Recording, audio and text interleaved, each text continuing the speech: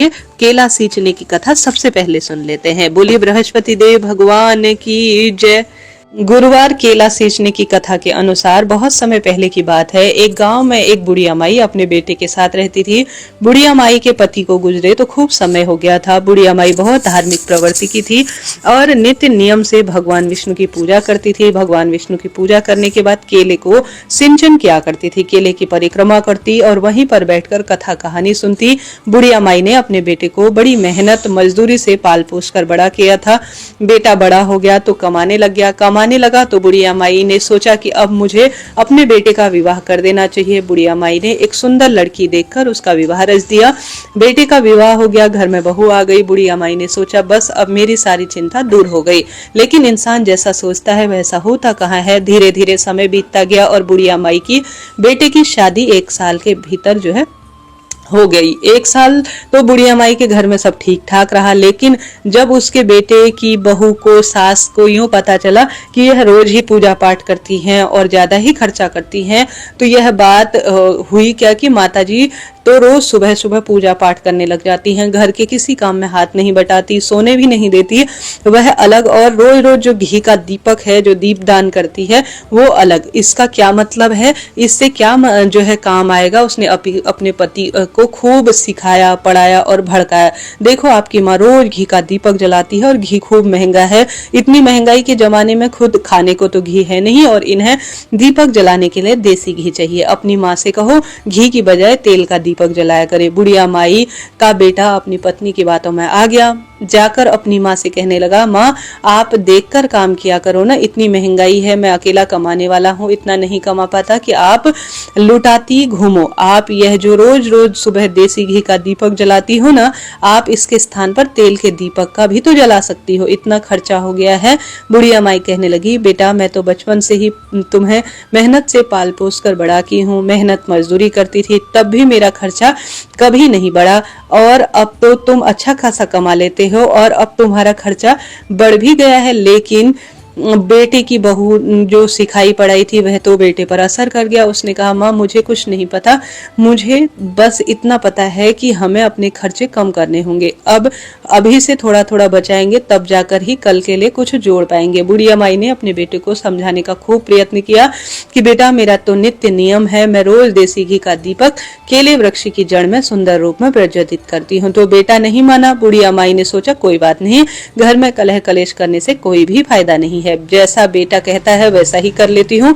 मुझे तो घी का दीपक जलाऊं या तेल का जलाऊं, मुझे तो दीपक जलाने से मतलब है, मुझे तो अपनी पूजा पाठ करनी है। बुढ़िया माई अगले दिन से तेल का घी का दीपक जलाने लगी।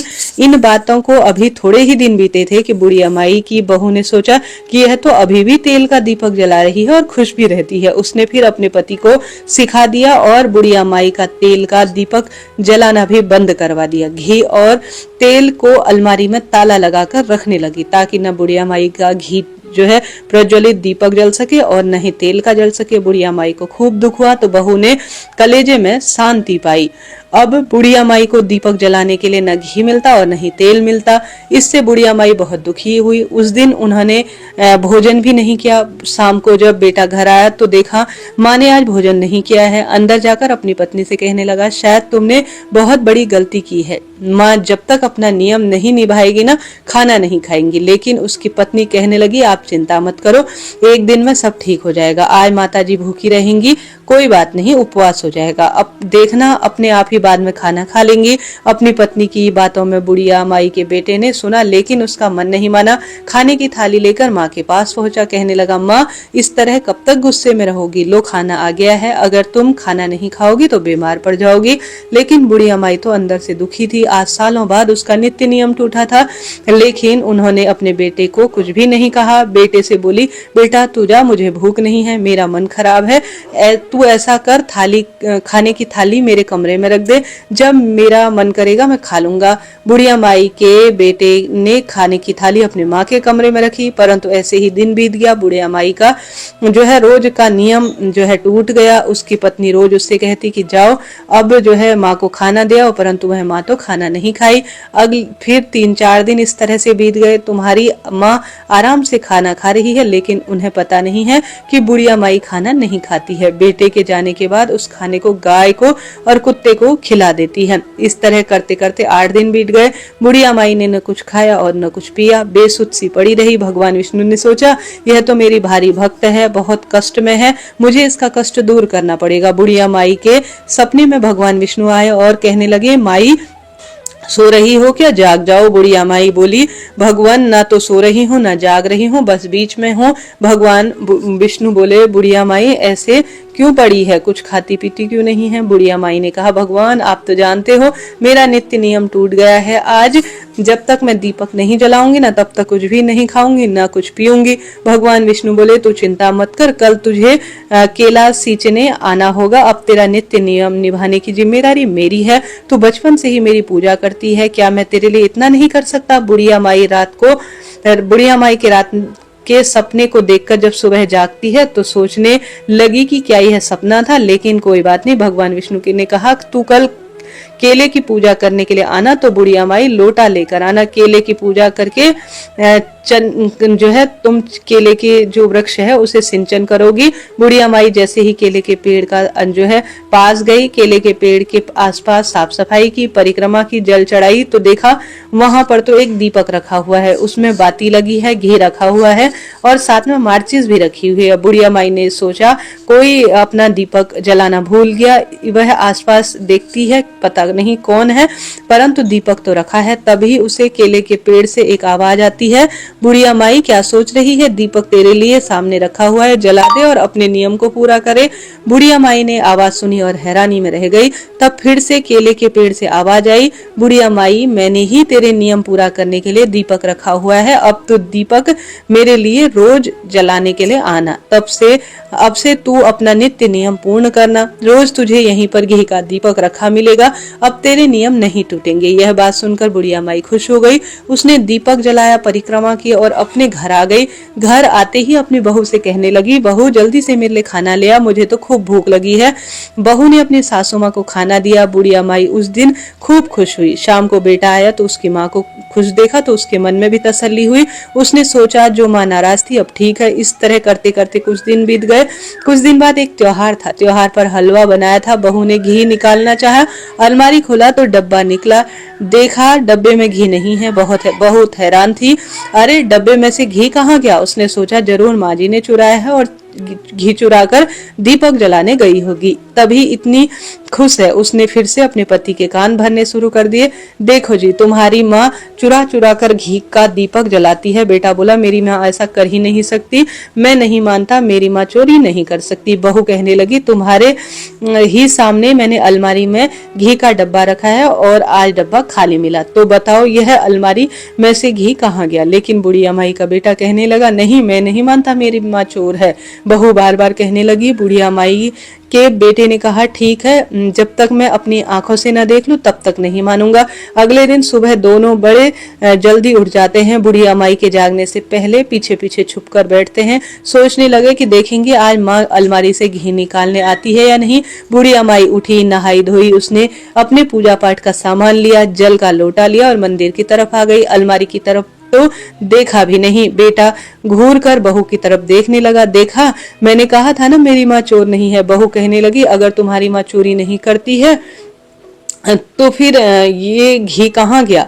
दोनों बुढ़िया जो है तब वह देखते हैं कि बुढ़िया माई के पीछे पीछे वह चले। बुढ़िया माई मंदिर गई, केले के पेड़ के पास गई और वहां पर बैठकर पूजा करने लगी। जैसे ही बुढ़िया माई ने केले की परिक्रमा शुरू की, वहां पर एक घी का दीपक और घी से भरा हुआ जो है सुंदर दीपक प्रज्वलित होने लगा। बत्ती लगी, हाथ में माचिस भी वहीं पर थी। बुढ़िया माई ने दीपक जलाया, अपनी पूजा पाठ करके घर की तरफ आ गई। जैसे ही घर पर गई, बुढ़िया माई का बेटा पेड़ के पीछे से निकला और अपनी माँ के चरणों में गिर गया। कहने लगा माँ मुझे माफ कर दे, मैंने तुम्हें गलत समझा, मैं अपनी पत्नी के बहकावे में आया, मैंने तुम पर चोरी का जो है मन में इल्जाम लगा दिया। अब तुम घर चलो और रोज अपना नित्य नियम पूरा करना, घी का दीपक जलाना, तुम्हारे लिए घी का इंतजाम मैं खुद करूंगा। बुढ़िया माई खुशी खुशी अपने बेटे बहू के साथ घर चली गई। अब बुढ़िया माई रोज घी का दीपक जलाने लगी। बुढ़िया माई घी का दीपक जलाई और जैसे ही डब्बे में से देखती है कि डब्बे में से घी निकालती है, जितना घी निकाले उससे 4 गुना अधिक उस उसमें घी जमा हो जाए। वह डब्बा कभी खाली ही नहीं हुआ। यह सब देखकर बहू और बेटे को विश्वास नहीं हुआ। बुढ़िया माई सच्चे मन से भगवान विष्णु की खूब भक्ति करती जीवन पर्यंत और सदा सर्वदा केले वृक्ष को पूजन करती, दीप दान करती। भगवान विष्णु की कृपा से उसके घर में अन्न धन के भंडार भरे रहे, पुत्र पौत्र में वृद्धि हुई और सौभाग्य में वृद्धि हुई। बुढ़िया माई की कृपा से ही उसके घर में किसी भी चीज की कमी नहीं थी। अब तो बुढ़िया माई की बहू भी बुढ़िया माई के साथ भगवान विष्णु की पूजा और केले पेड़ की पूजा करते। दोनों सास बहू रोज मंदिर जाते, रोज केले पेड़ की पूजा करते, दिया बाती जलाते। भगवान विष्णु की कृपा से बुढ़िया माई के घर में अन्न धन के भंडार भर गए। 1 साल पूरा होते होते सुंदर जुड़वा बच्चों का जन्म हुआ। बुढ़िया माई की तो जैसे सारी मनोकामना पूर्ण हो गई। हे भगवान विष्णु, हे बृहस्पति देव, हे कदली वृक्ष, जैसे आपने बुढ़िया माई की सब मनोकामना पूरी की, इसी तरह से कहानी कहने, सुनने और हुंकारा भरने वाले सभी भक्त जनों के जीवन में खुशियों के भंडार भरना। बोलिए श्री नारायण भगवान की जय। बैसाख महत्म 8वां अध्याय। आइए सुनते हैं। लिखा गया है, अन्न का दान न करने का इतिहास मैं तुमसे कहता हूँ। रेवा नदी के किनारे मेरे पिता 50 हो गए थे। वह भूख और प्यास से शिथिल होकर अपना ही मांस खाते थे। छाया वाले पेड़ के न मिलने से उनकी दशा बुरी हो गई थी। पिछले जन्मों से संचित बुरे कर्मों से उनकी कंठनाली का छिद्र बहुत ही सूक्ष्म हो गया था, जिससे उनको बड़ी पीड़ा होती थी। कुएं, बावड़ी और तालाब का जल उनको विष के समान लगता था। मैं गंगा यात्रा को जा रहा था। उस समय रेवा नदी के किनारे पहुंचा तो मैंने वहां पर एक अद्भुत दृश्य देखा कि एक हालम्मी के पेड़ के नीचे बैठा हुआ एक पिचास अपना ही मांस खा रहा है और भूख प्यास से मारे बुरी तरह से चिल्ला रहा है। यह मुझको देखते ही वह मारने को दौड़ा, परंतु मेरे तेज के सामने वह हताश हो गया और मुझको उस पर खूब दया आ गई। मैंने उससे कहा कि अपना सब वृतांत कहो, मैं तुम्हें इस दुख से शीघ्र ही छुड़ा दूंगा। वह कहने लगा कि आनर्त देश में भूवरात्य नाम का एक नगर है। वहां मैं संस्कृत गोत्र में उत्पन्न हुआ हूँ और मेरा मंत्र नाम था।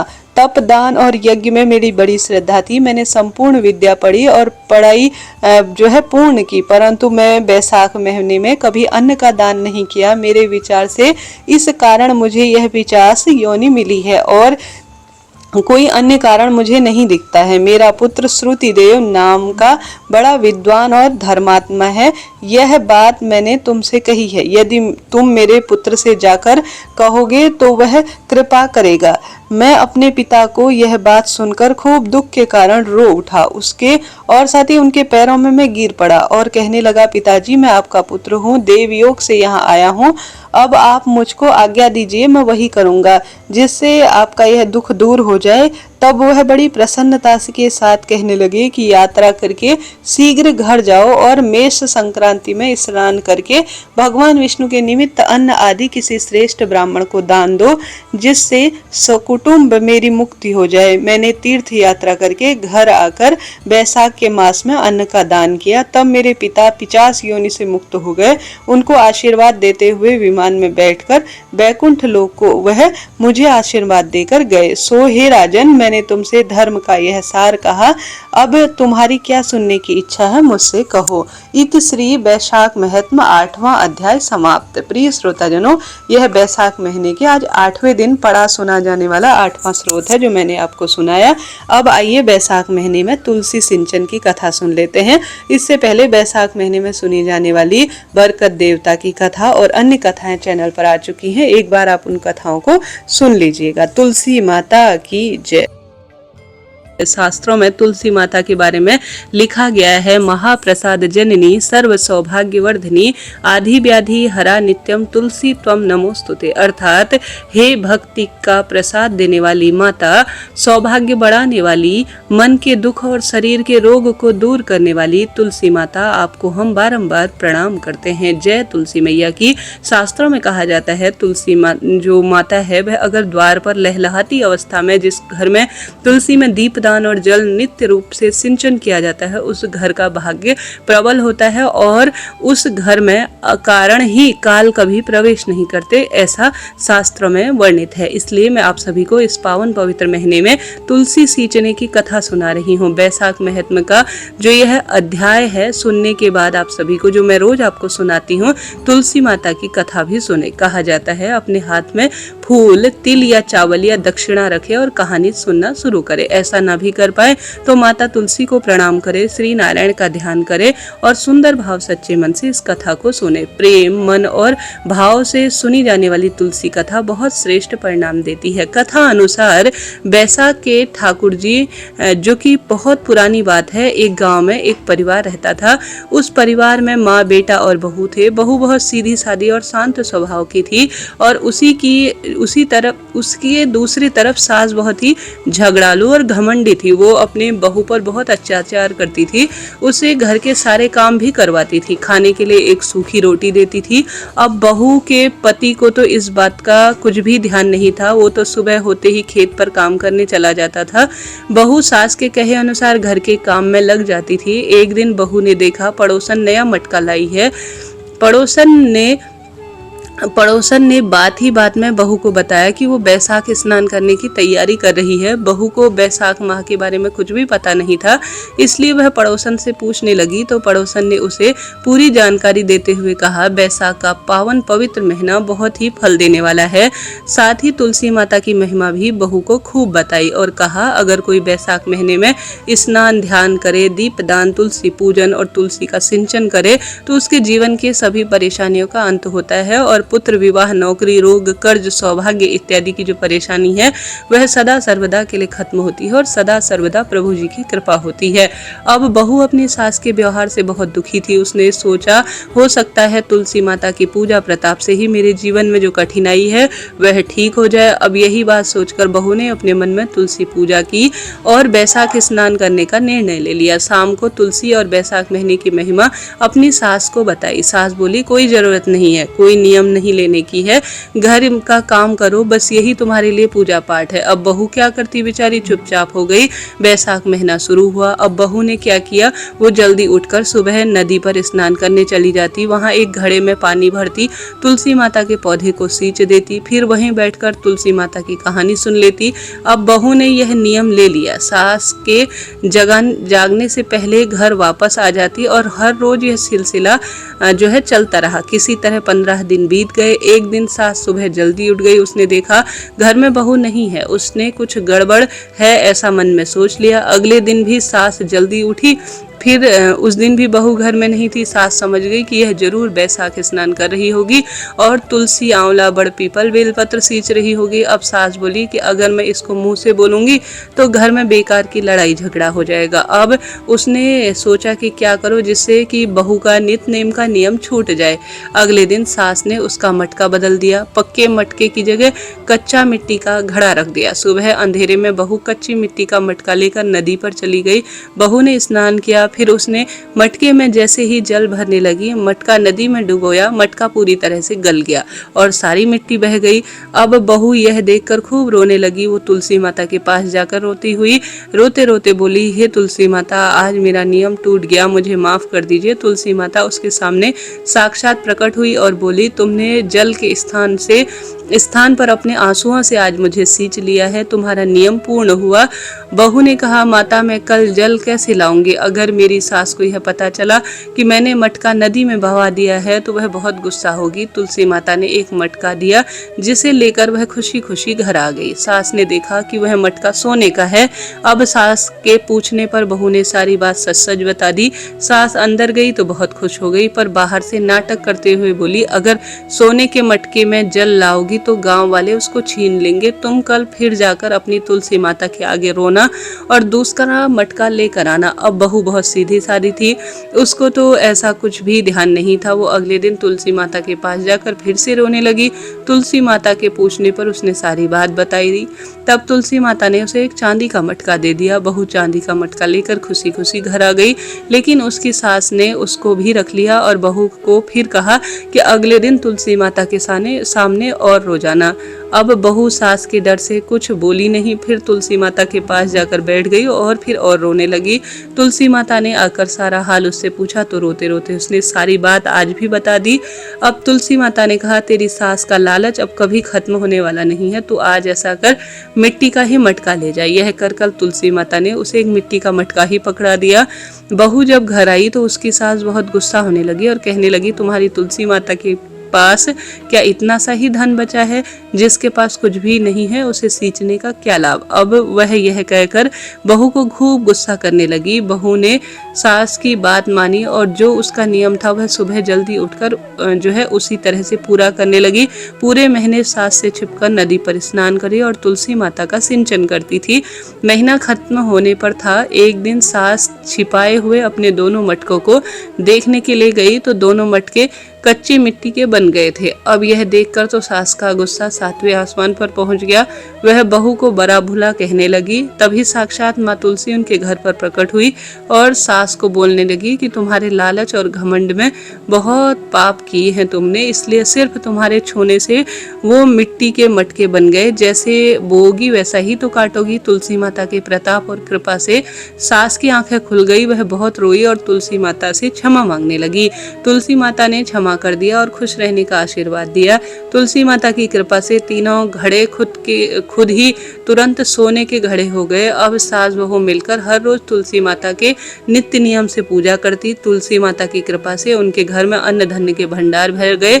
हे तुलसी माता, आपने अपने सभी भक्तों पर सदा सर्वदा कृपा करी है, आगे भी कृपा बनाए रखना। कहानी अधूरी हो तो उसे पूरी करना, पूरी हो तो मान रखना। प्रेम से बोलिए तुलसी माता की जय। दूसरी तुलसी माता कथा अनुसार बैसाख महीने में एक बुढ़िया नित्य नियम से तुलसी माता को सींचती और कहती है, तुलसी माता सत की दाता, मैं तेरा बेड़ा सींचती हूँ।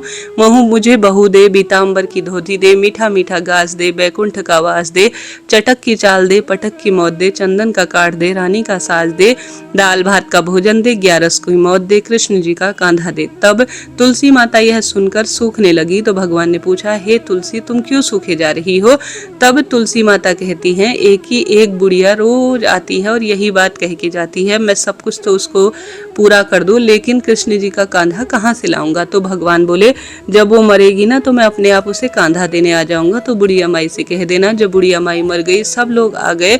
जब माई को ले जाने लगे तो वह किसी से नहीं उठी। तब भगवान एक 12 बरस के बालक का रूप धारण कर आए। बालक ने बुढ़िया माई के कान में एक बात चुपचाप से कही। बुढ़िया माई हल्की सी हिलते हुए हल्की हो गई। बालक ने कान में क्या कहा था सुनो। बुढ़िया माई कान में जो है बालक ने जो कहा था वह इस प्रकार से था, बुढ़िया माई मन की निकाल ले, पीताम्बर की धोती ले ले, मीठा मीठा घास ले ले, बैकुंठ का वास ले ले, चटक की चाल ले ले, पटक की मौत ले ले, कृष्ण जी का कांधा ले ले। यह सुनकर बुढ़िया माई हल्की हो गई। भगवान ने कांधा दिया और बुढ़िया माई को मुक्ति मिल गई। हे तुलसी माता, हे श्री नारायण की प्रिया, जैसे बुढ़िया माई को तुमने मुक्ति दी है उसी तरह से जो भी इस कथा को सुने और तुलसी माता के जयकारे लगाए, श्री नारायण की पूजा करे, उसके जीवन में खूब सारी खुशियां देना और सदा सर्वदा बरकत बनाए रखना। जय तुलसी मैया। प्रिय श्रोताजनों, इस तरह से तुलसी माता की है मैंने आपको बात बताई। इसके अलावा बैसाख महीने में सुनी जाने वाली सभी कथाएं चैनल पर प्रचारित हैं, आप जरूर से उन्हें एक बार देख लीजिएगा। अभी के लिए इतना ही। राधे राधे।